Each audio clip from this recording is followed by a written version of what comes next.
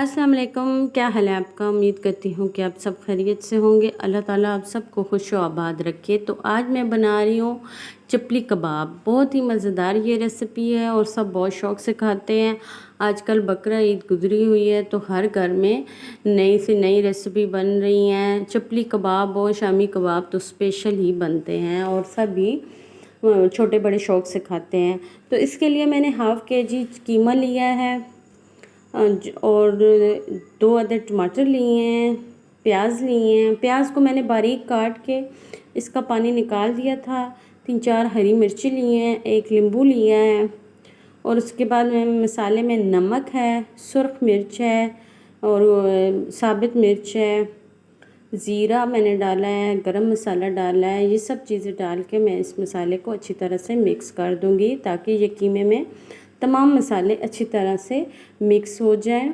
और उसके बाद मैं आम जो घरेलू आटा होता है चक्की का, वो हम जो इस्तेमाल करते हैं, वो मैंने इसमें 3-4 चम्मच डाल दी हैं। मैंने इसमें बेसन और मकई का आटा नहीं शामिल किया है, मैंने आम जो चक्की का आटा है वो शामिल किया है।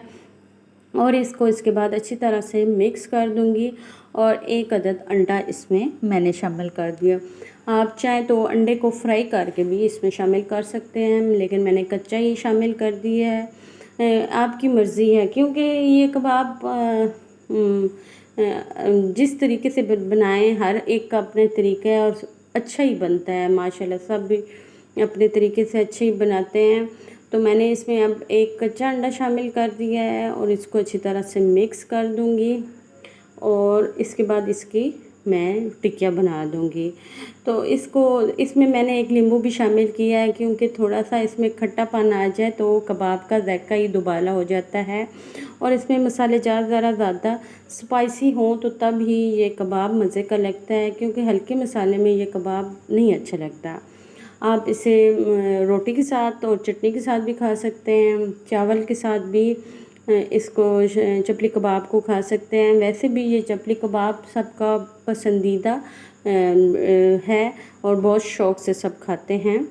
तो इसके बाद मैंने तवे में ऑयल डाल दिया है, इसको मैं तवे में फ्राई कर रही हूँ। बहुत ही मज़ेदार ये मेरे कबाब बने थे और सबको बहुत ज़्यादा पसंद आए थे।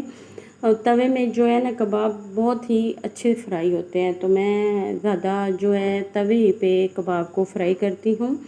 आपको ये मेरी रेसिपी पसंद आए तो मेरे चैनल को लाइक, सब्सक्राइब और शेयर ज़रूर कीजिएगा।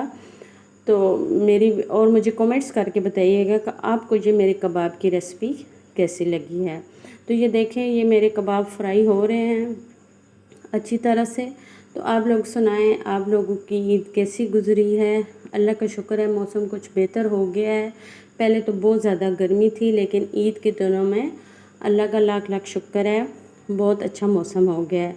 अब बच्चों की छुट्टियों के दिन भी कम रह गए हैं उनकी यकम से बच्चों के स्कूल भी स्टार्ट हो रहे हैं, तो उनकी छुट्टियां भी ख़त्म हो जाएंगी। तो अल्लाह पाक खैर करे, खैरियत से ये दिन गुजारे।